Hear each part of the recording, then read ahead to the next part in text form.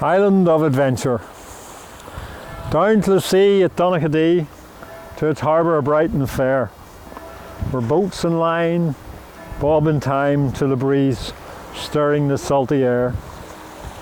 Wind humming masts and fishermen's casts, and Scotland smudging the briny miles, for a family trip on a mighty ship to the long imagined Copeland Isles.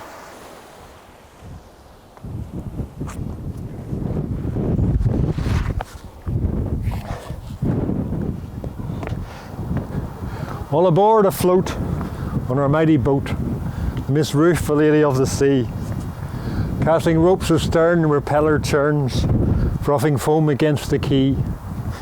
A pure white quay sculptured to be like a layered French wedding cake. We surge away, bright and gay, the lighthouse bobbing in our wake.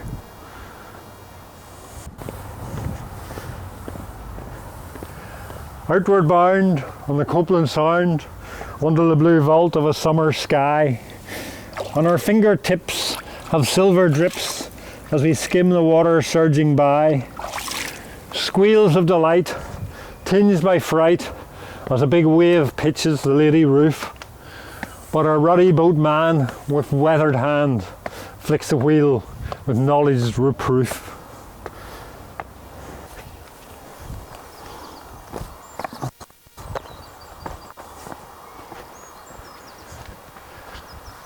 Over the bow, it looms up now.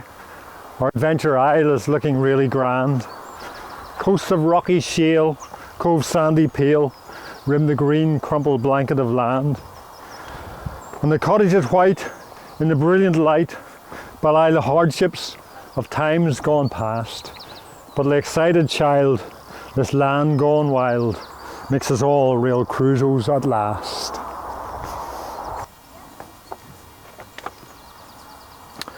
Just before noon, not a minute too soon, we moored in a quiet bay, and all overboard on a rickety gangboard to explore our island of play.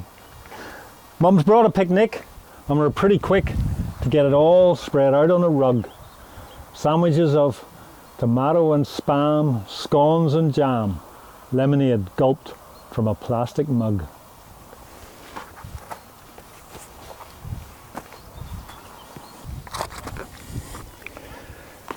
When we can eat no more, we set off to explore, while the adults sit and chat. With sticks for tools, we hunt through pools for crabs and this and that. Squeals of delight when in the water bright, we find a big one hiding under a rock. And with many a shout, we fish it out and pop it into Daddy's sock. What a hoot it would be, just to see him leap up when it nipped his toe. But it didn't work out that way. Adults are too savvy. Instead, they wanted to get up and go. For a silly old walk and lots of talk to explore the island's far shore, of our islands to view, lighthouse and mew, man, this was bound to be a bore. But the stories Dad told of the days of old turned the whole thing into a blast. Past the old graveyard, weathered and scarred by many long winters long past. Tales of contraband and smuggling to the mainland, then the talk turned to pirates and plunder, dreaming as we roved that we would find treasure trove, maybe even Long John by thunder. But as it turned out, it was the things all about which I remember to this day. Building a den in an old sheep pen with driftwood from the bay, rabbits and yellow whin, a basking shark fin in the waters off the headland, Dad spotting eider duck and the Isle of Muck with his swallows and Amazon band. All too fast the day went past and our time ashore came to a close. We made our way back to sheltered bay into which Lady Ruth would knows.